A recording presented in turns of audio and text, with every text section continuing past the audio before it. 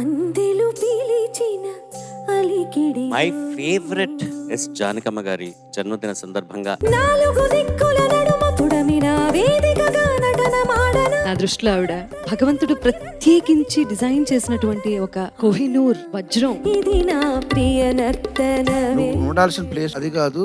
రా రా అని పిలుస్తుంది ఈ కుర్చీ నిన్ను.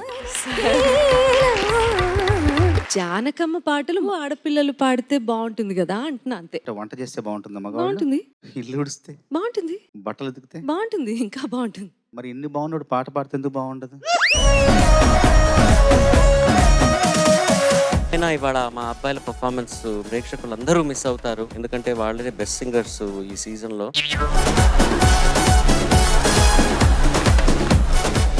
కల్లు కల్లునా గుండె చల్లనా పిల్ల ఈడు తుళ్ళి పట్టరి. శిలా ప్రతిభలా ఉండి ఏమీ కదలకుండా బాడీ అలాగా ఫ్రీజ్ అయిపోయినట్టు పాడుతూ ఆ పాటకి ఏ ఎక్స్ప్రెషన్ ఇవ్వాలో అదంతా ఇచ్చే వాళ్ళలో ఏకైక వ్యక్తి నేను చూసిన వాళ్ళు జానకమ్మ గారు. క్షణమాగక కనువు నువ్వు జానకమ్మ గారికి గాత్ర హారతి పట్టు. మీరాలలో అబ్బాయిలు మా అమ్మాయిలు కొంచెం తిక్కుంది, దానికో లెక్కుంది. తెక్కుందన్నారు కదండి సార్, అది మాత్రం వాస్తవం సార్. ఆ రెండోది నాకు తెలియదు.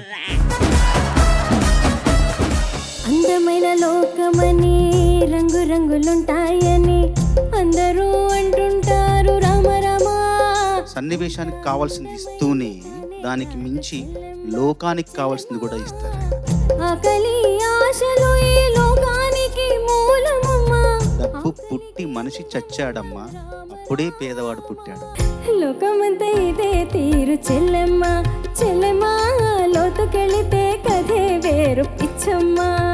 నా ఒక్కడి మీద నీకు అనుమానంగా ఉంది. కొత్త విషయం చెప్తూ ఉంటారు, దానికోసం వెయిట్ చేస్తూ ఉంటాం. వెయిట్ చేస్తుంటే ఓకే, బట్ నేను చెప్పేదంతా అబద్ధమేమోనని. ఈ కుర్చీలో కూర్చుంటే నిజమే మాట్లాడాలి. ఇది మడత పెట్టలేని కుర్చీ ఇది. సెప్టెంబర్ మాసం సెప్టెంబర్ మాసం పాత బాధలు తలెత్తని ఊహం. పాట మొదలెట్టినప్పటి నుంచి ఎక్కడో ఎవరో నన్ను పిలుస్తున్నారా అని అనిపించింది.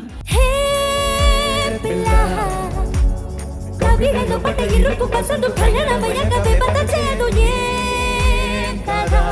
పేటూరి గారు, Janakamma, Balu garu, Ilayaraja garu, what a great combination always. ఎర్రాని కుర్రదాని గోపాల ఆ చుర్రు మందిని చూపు నాకే. మధ్యలో 2 లైన్లు జపనీస్ నేను ఎక్స్పెక్ట్ చేశాను. ఆయాసం వచ్చేలా 5-6 కిలోమీటర్లు నడిచానే. చెలియా నీ దేహం అది నిధి, మిగతా అంతా కూడా ఆ జాడలు సైగలు సూచనలే సూచికలే. గోపాల గోపాల గోపాల గోపాల అది ఒరిజినల్ నీది. అందులో నుంచి దాటి కొంచెం పెద్దదానిలా పాడావన్నమాట. నీలి మేఘాలలో గాలి కెరటా. సరస్వతీదేవి వీణ పేరు కచ్చపి, ఆ కచ్చపికి మానవాకృతి జానకి గారు అని చెప్పారు. ఏ పూర్వ పుణ్యమో శ్రీధృతిగా మారినది ఈ టీవీ వేదికపై నీలి మేఘాలలో.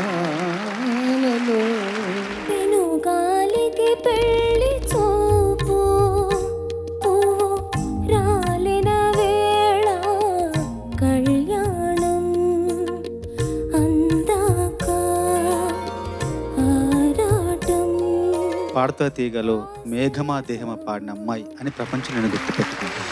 తనలోన తొరుముకున్న తుంటరి మల్లె తలపులలో ఎన్నెన్నో మంటలు రేపే.